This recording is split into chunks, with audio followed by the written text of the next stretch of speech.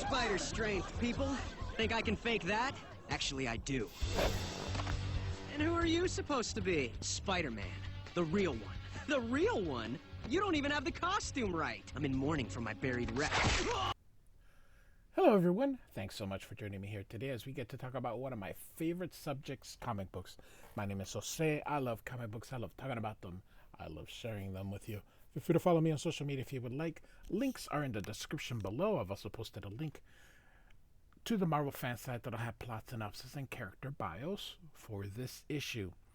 We are looking at Web of Spider-Man Annual Number 2 from 1980. Well, it's actually 86. This was late, okay? So there's actually something here. This came out during Marvel's 25th anniversary, but in the year it says copyright 85, but it actually came out in 1986. And yeah, this just has the old Marvel corner box instead of the Marvel 25th anniversary. So I thought this was kind of funny in that. And this is going to be a really fun annual that I'm going to go with you as we cover. Great cover by Charles Vess here.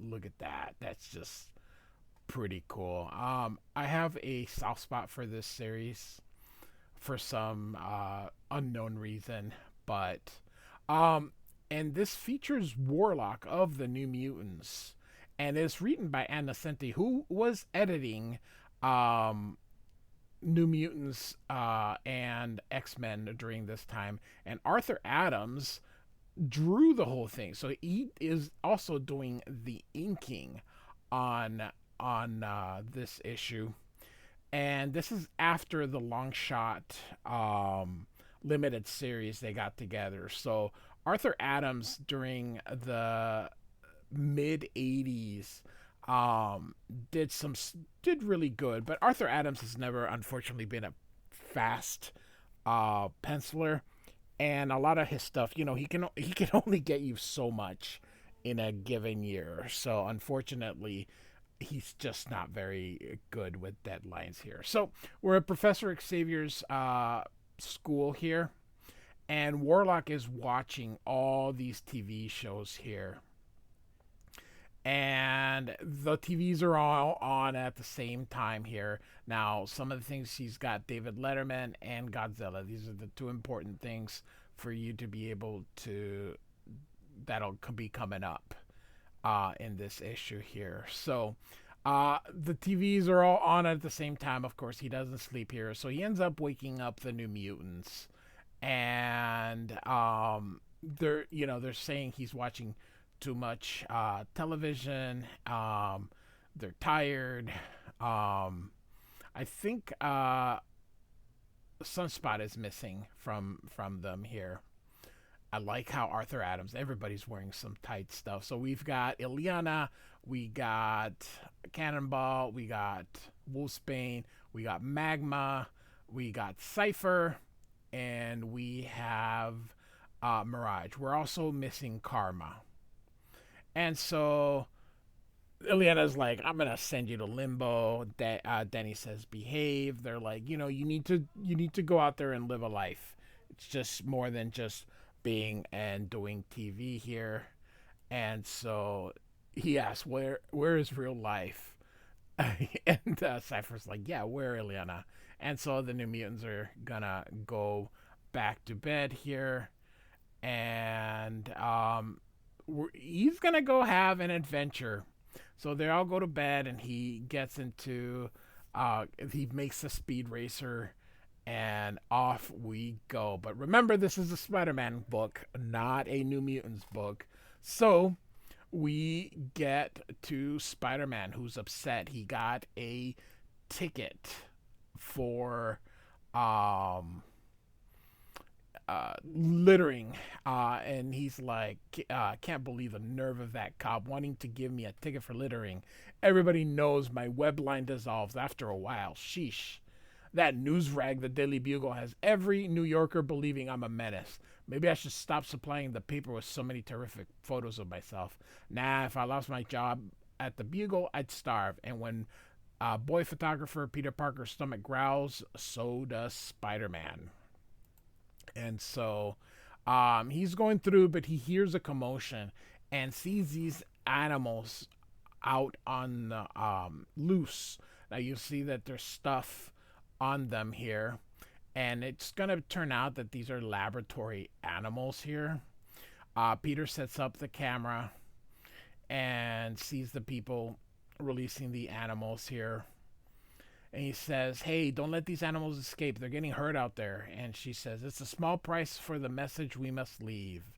And so Spider-Man says, freedom, the freedom to be terrified, to run out, to be crushed under the wheels of those New York drivers out there. And so they're all going to run away here. And Spider-Man grabs a hold of this one here and says, I got to take in a representative of your organization. No one has the right to destroy property. These scientists do good work. They save lives. And of course, it's the moral thing. It's just most people are used to treating animals like garbage. I do like animals. I love animals. I like animals more than people. But, I'm not too hypocritical. I do eat meat. I understand the standard there, but I don't like to see animals suffering. My only hope is that I try to buy meat. It'll cost a little more, but for ethically grown, ethically butchered. There's ways to butcher these animals with no suffering, with no pain, and I try to support those businesses that do ethical with animals, and I understand the people that are passionate for it. I don't hold it against them. I understand. And she says they have no right to hurt innocent animals. Better that men die. I feel closer to animals than I ever felt to a human. I get that. And Spider-Man says, well, that said, weren't you ever sick with the flu? If it wasn't for scientists discovering penicillin, you'd be dead. And you owe science your life. And she says, I'd rather die with the animals. So all living things have souls. Animals are as sacred as man. If we let them experiment on animals, next they'll be experimenting on people. What are you, Spider-Man? You look like you were someone's experiment once. I spit on progress. The progress is killing the whole planet. And he's like, should I chase her or try to save these animals here? This is actually very sad. And so they leave a dummy here. And they said, it's the Animal Liberation Front, I think, ALF. And so off he goes to try and get these animals collected. And so we got David Letterman here. Of course, this is Warlock. And then he turns into this guy here because he was drawing too much because he's someone famous, of course. And he's getting hungry and sees a weed coming up. And he tries to take the weed's life because that's how he gets his food. And then realizes that that wasn't enough to feed him. He's like, real life is primarily artificial. Its life glow is low. Environment not conducive to living beings. And so he's walking through and sees this man unloading, cabbie here unloading a trunk. Or he's trying to load a trunk into the roof of the car, but then Warlock gets it in there, and he sees Spider-Man up here as he's rescuing more animals there. Spider-Person. Self has scanned visage in New Mutants files. Entity is New Mutants friend. And so Spider-Man says, by the way, this isn't Venom. This isn't the alien costume. This is when he actually had a black costume on. This is after Venom, or after the Venom symbiote thing. I should have explained that here. And so we got a bunch more coming. These wires looks like they're hurting. And he says, don't worry, Spider-Man, I'm an SPCA representative. You better believe I'm going to get this lab closed down. I don't agree with the methods they use, but the kids who busted in here were right about this place.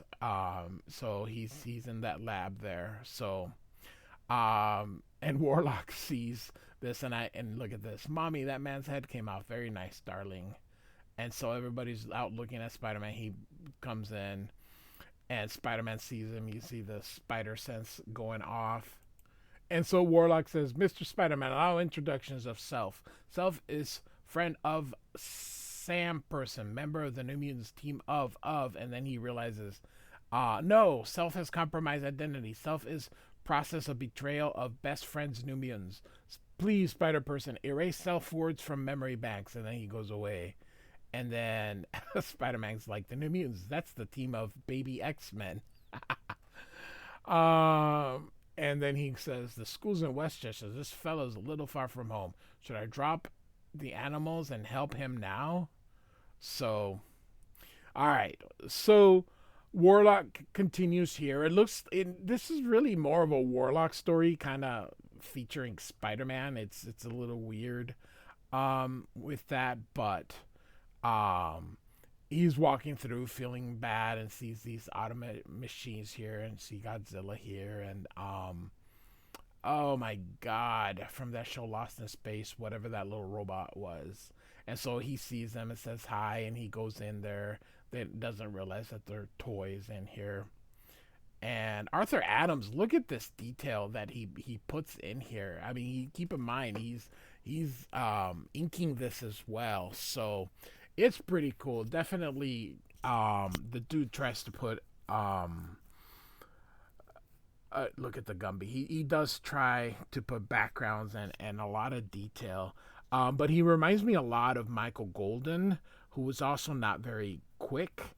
But Arthur Adams and Michael Golden are brilliant artists together. They just don't have the speed based on how they draw. That was something that Jim Lee and Todd McFarlane were able to do. They were able to have speed in their detail. So, all right. And so they kind of think that he's one of the toys. You can see the kids, but these two are well, one of them I think is a physicist or something, and so they deduce that he's bioorganic, and so they're gonna take him home. And so here they're talking about EGGs and all that kind of stuff. So, all right, he's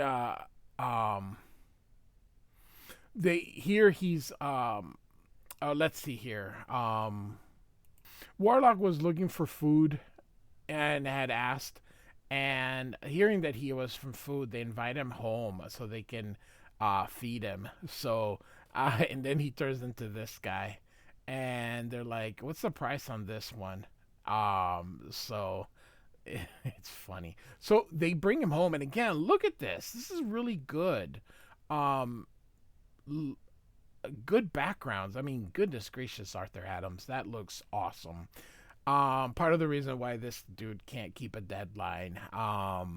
But there should be more. It's just, I don't know if this is, Arthur Adams just gets paid so much for cover work that he just probably doesn't realize that, to him it might not be worth doing the inside. But sees this vacuum cleaner, and the vacuum cleaner, when he turns it on, hits his foot, and Warlock thinks he's trying to eat him, so he's gonna deal with it here. So Warlock is a pretty cool. I mean, Arthur Adams, after Bill Sienkiewicz, Arthur Adams does a really good Warlock here. So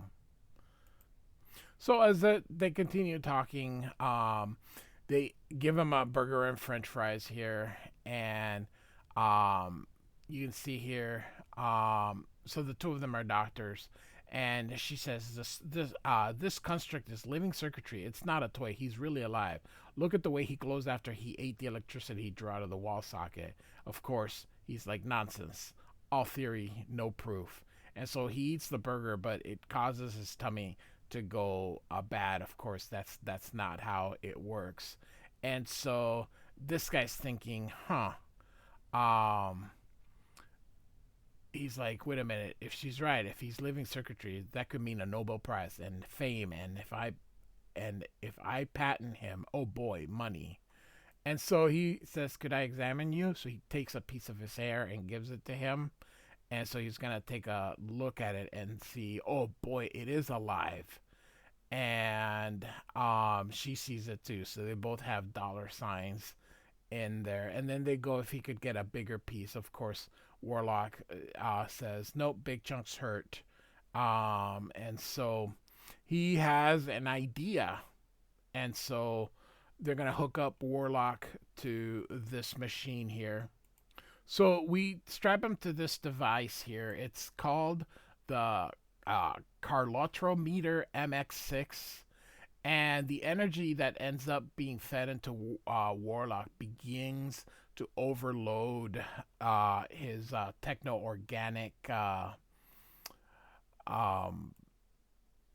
life, his techno-organic body here. So you can see here that he is starting to grow, and the machine is gets overloaded, and they're like, he's getting so big, we're creating a Frankenstein. He's like, you gotta stop, he's like, so they can't stop it, but he's like, Frankenstein, who's Frankenstein? And then he's like, change channels, meaning stop it. So meanwhile, here comes a Spider-Man. And so he's like, good old New York, just when you think it's just another boring Monday, you stumble on a movie set. And so he sees these people running. He's like, great acting. And they're just the extras because people are running, panicking. And then the spider sense goes crazy. Where's the cameras? Hey, the buildings are shaking. The monster must have big feet. He's like, no, no, no, no. And all of a sudden, we see Godzilla Warlock here. And he's got the lady doctor with him here. Wardlotzilla will crush you all. And so, look at that. That's pretty cool here. And I can see how Arthur Adams was someone that influenced McFarlane later on in life, because McFarlane during this time had started his own inking, and I think he saw in Arthur Adams something that he definitely liked. And so you can see the guy doctor running next to her, and she goes, maybe he wants that piece of himself back, meaning that hair. He's like, no, I can't give it back. He's like, don't be selfish, he'll kill me. And he says, no, he won't. He's being very careful not to step on anybody, I can tell. And she's like, please, just give him that piece back. He's like, no, I need it. And of course, Spider-Man overhears and he's like, give the piece back? And so Spider-Man comes in here, and Warlock, you can see this yell here. And Spider-Man's like, oh, my ears are ringing. This is really nice. And look at the web. That's the other thing from Adams. This is, I mean, you can definitely tell that McFarlane looked at this and said, huh. And now keep in mind that McFarlane is maybe a year away, maybe a year and a half away from taking over Amazing Spider-Man. I don't even think he was doing Hulk. Nope. In fact, he was not doing Hulk yet. So McFarlane's probably still at DC Comics, but you can definitely see that Arthur Adams inspired him. Even though Arthur Adams was a contemporary, his style was so different. McFarlane saw this and goes, I think I like that.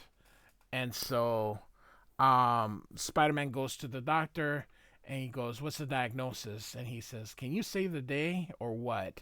And he's like, I doubt it, but it would help if I knew what the problem was. So he tells him about Warlock, and he's like, that's Warlock? And he goes, oh, you know him too? Well, we kind of overloaded his energy circuits. It blew his mind really far out. I think he thinks he's a TV set. Anyway, he's probably trying hard not to exploit and destroy it.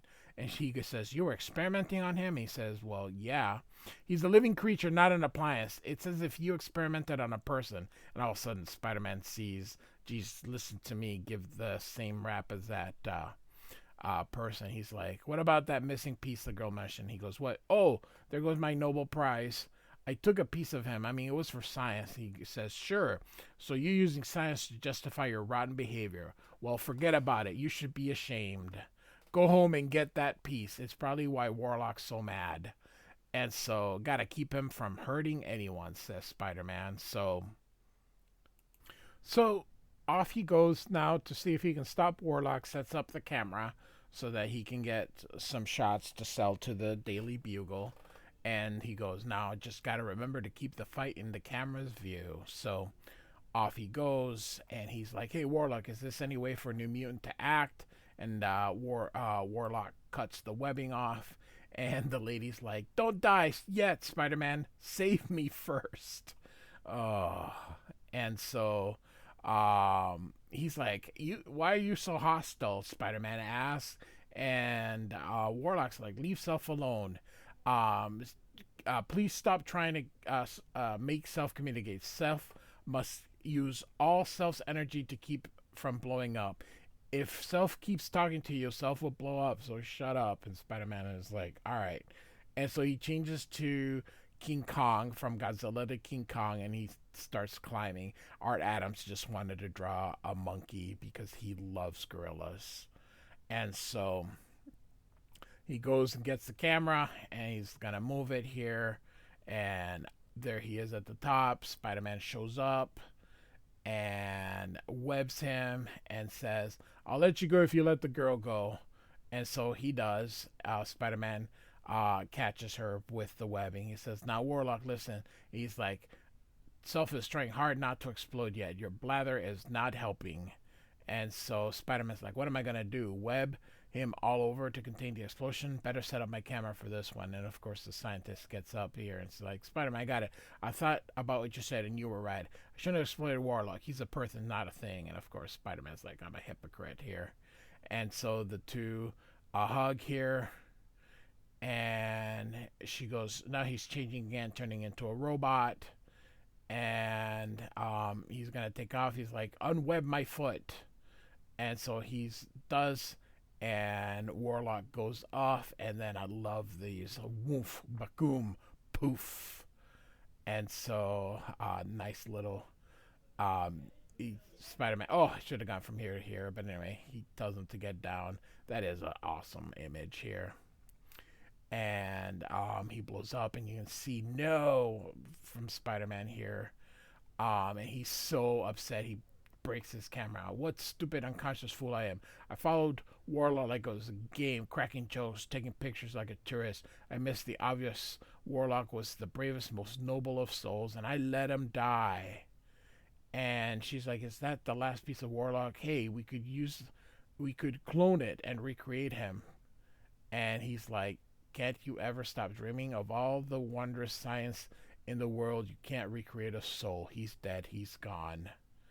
And of course, she's like, "He yelled at me. I guess I deserved it.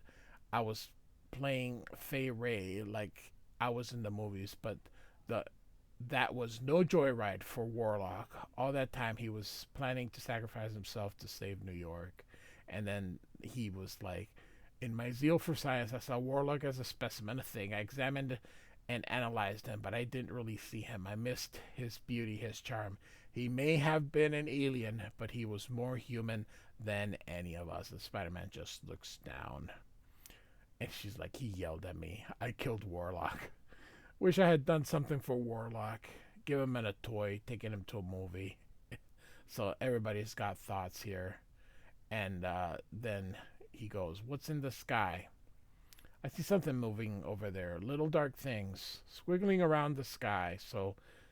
And Warlock falls down to Earth. Blark. And so as he puts himself back together, everything seems to be going well, but there's a TV thing here. And the reporter here, so they label him a terrorist. whoever this was, and Warlock gets mad. He's like, false, data's all wrong. Self is not a terrorist group. Spider Friend is not menace. TV betrays Self. TV is all wrong. Self will never watch TV again. And so we can now get to the back to the mansion here. And Warlock is going to try and sleep here. And they're all proud of him that he's not watching all that TV here. And Spider-Man, we don't know yet whether he's actually there or if it's just him imagining it, but Spider-Man's keeping up here if it is, and so they say good night. It was kind of a different, because it almost seemed like it was really a Warlock story, like back in the old Marvel team-ups. This probably would have been a better Marvel team-up thing than, because it really was like Spider-Man was sort of the backup in his own story here. Like I said, it mostly dealt with Warlock, but I figured I'd share it as part of completing the work that I'm doing with the X-Men and the New Mutants and all that kind of stuff. So, all right. So I'll leave it right there. So, Web of Spider-Man, Annual Number 2 by Ann Nocenti and Arthur Adams. Like and subscribe, and I do thank you for listening. Goodbye.